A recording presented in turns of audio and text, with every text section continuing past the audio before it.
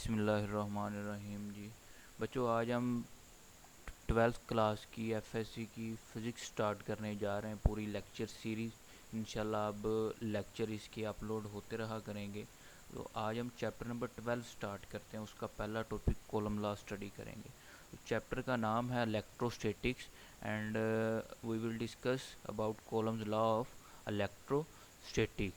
अब हम सबसे पहले स्टडी करेंगे कि इलेक्ट्रोस्टैटिक्स जो है वो होती क्या चीज़ है।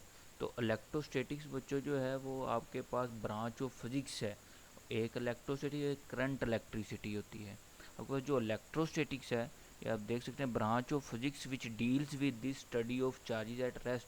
फिजिक्स की वो ब्रांच है जिसमें आप चार्जेस को रेस्ट में स्टडी करते हैं, ना कि मोशन में। जबकि जो करंट इलेक्ट्रिसिटी है उसमें आप चार्जेस को स्टडी करते हैं इन मोशन। जब चार्जेस को मोशन में स्टडी करना है तो आप करंट इलेक्ट्रिसिटी पढ़ते हैं, जबकि रेस्ट में आप इलेक्ट्रोस्टैटिक्स को डिस्कस करते हैं। अब इलेक्ट्रिक फोर्स क्या है? बेसिकली ये जो पॉजिटिव और नेगेटिव चार्जेस को जो फोर्स होल्ड करती है उसको आप बोलते हैं, this is known as electric force. आपको पता है सारी चीज़ें जो है वो एटम्स और मालिक्यूल से ही मिलके बनी हुई, और एटम्स और मालिक्यूल जो है वो चार्जेस से मिलके बने हुए हैं। तो आप कह सकते हैं कि इलेक्ट्रिक फोर्स जो है हमारी बॉडी में भी एग्जिस्ट करती है, और इलेक्ट्रिक फोर्स से ही हमारी जो बॉडी के जो एटम्स हैं और मालिक्यूल्स जो हैं वो कंबाइन होते हैं। और इलेक्ट्रिक चार्ज जो है वो बेसिकली आपके पास वो सब्सटेंस है जो आपके पास विच है फोर्स ऑफ अट्रैक्शन और repulsion between them are called electric charges. मतलब आप ये भी कह सकते हैं कि ये किसी भी सब्सटेंस की इंट्रिंसिक प्रॉपर्टी है जिसकी वजह से वो दूसरी सब्सटेंस को अट्रैक्ट करेगा या रिपेल करेगा। इसी तरह जो चार्जेस हैं उनकी दो टाइप्स हैं। आप देख सकते हैं कि proton and electron charges, positive और नेगेटिव, दो तरह के होते हैं। और इन्हीं की बेस पे आप कहते हैं जी कि जो लाइक चार्जेस हैं वो ऑलवेज रिपेल करेंगे ईच अदर, जबकि अनलाइक चार्जेस जो हैं वो अट्रैक्ट करते हैं एक दूसरे को। इसी तरह इलेक्ट्रिक फील्ड की बात करेंगे तो ये जो चार्ज है उसके अराउंड जो आपके पास रीजन होगा जिसमें वो फोर्स एक्सर्ट करता है दूसरे चार्जेस के ऊपर, उसको आप बोलते हैं this is known as electric field. अब हम डिस्कस करते हैं आगे कॉलम्स लॉ को। कॉलम लॉ की डेफिनेशन को स्टडी करेंगे और उसकी जो मैथमेटिकल फॉर्म है उसको स्टडी करेंगे। तो जो कॉलम लॉ है उसको देखते हैं। कॉलम लॉ जो आपके पास ये सबसे चार्ल्स, ये जो कॉलम एक मिलिट्री इंजीनियर था फ्रेंच, उसने इस लॉ को क्या किया था? डिवेल्व किया था। अब उसने इस लॉ को डिवेल्व किया था, कब किया था? 1784 में। इसका जो दूसरा नाम है आप कह सकते हैं कि ये कॉलम इनवर्स केयर लॉ भी कह सकते हैं। और इसकी जो डेफिनेशन है वो आपके पास है the force between 2 point charges. देख सकते हैं कि फोर्स जो है between 2 point charges is directly proportional. आप ये देखें ज़रा, directly proportional to the product of the magnitude, product of the magnitude of the charges. ये जो चार्जेस हैं इनके प्रोडक्ट, मैग्नीट्यूड के प्रोडक्ट के directly proportional and inversely proportional. Inversely proportional किसके है?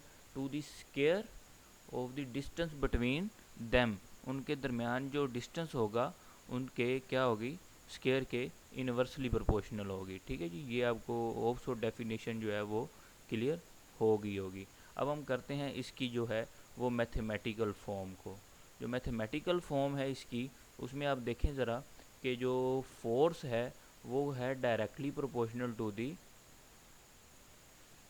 ये product of the charges Q1 and Q2, equation 1 है। अब ये जो Q1 है वो आपके पास फर्स्ट पॉइंट चार्ज है, और Q2 जो है वो सेकंड पॉइंट चार्ज है। ठीक है जी। और इसी तरह जो आपके पास है फोर्स जो है वो inversely proportional to r square, ये आप इक्वेशन देख सकते हैं, आर स्क्वायर के इन्वर्सली प्रोपोर्शनल है। तो इसके बाद जो है आप बात करते हैं कि ये आर जो है वो डिस्टेंस बिटवीन दी चार्जेस है। एंड अब आप इस प्रोपोर्शनैलिटी को ख़त्म करेंगे, पहले इनको इकट्ठा कर लें। ये आपने इकट्ठा करके F directly pay Q1 Q2 over are square आपने इसको इकट्ठा कर लिया। तो इकट्ठा करने के बाद आप कहते हैं जी कि अब प्रोपोर्शनैलिटी को आपने ख़त्म करना है। तो प्रोपोर्शनैलिटी को ख़त्म करने के लिए आपने क्या किया जी कि एक के कांस्टेंट जो है वो इंट्रोड्यूस करवा दिया।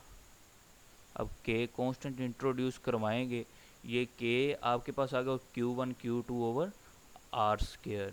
ये बच्चों आपके पास सिंपल उसकी मैथमेटिकल फॉर्म जो है वो आपने अंडरस्टैंड कर ली।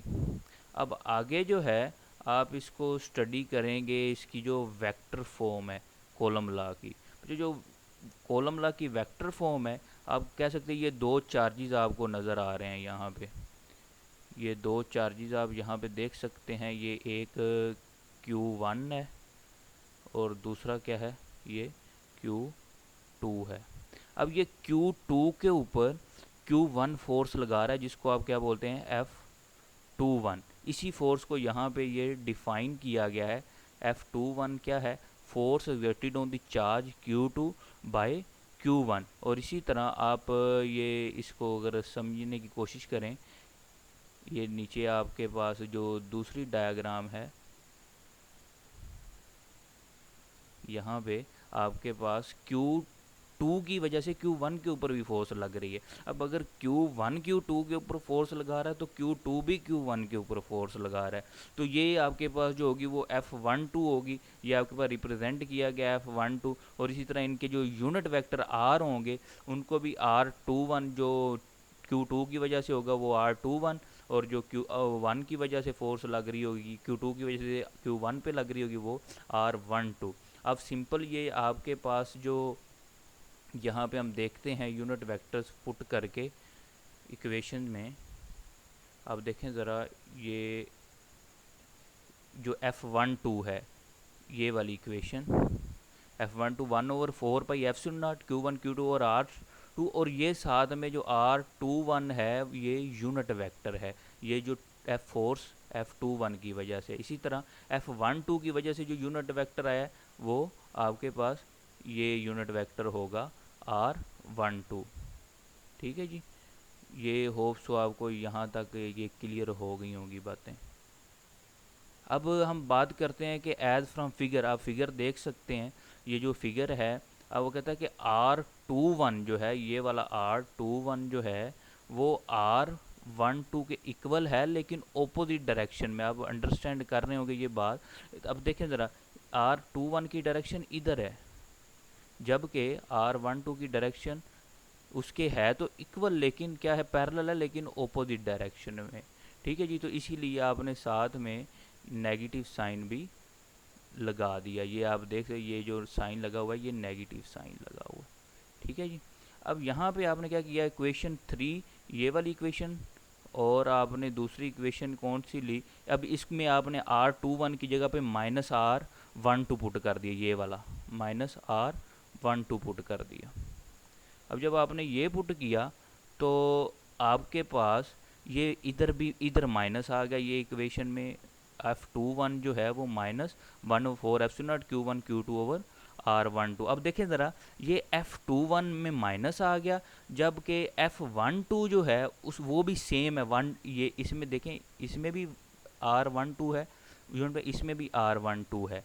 ठीक है, लेकिन आप देख सकते हैं कि इसमें ये माइनस आ गया है, जबकि इक्वेशन 4 में माइनस नहीं है। इससे आप जो कंक्लूजन निकालेंगे वो आपके पास एक नई चीज़ आपको देगा। वो हम देखते हैं कि कंक्लूजन क्या है।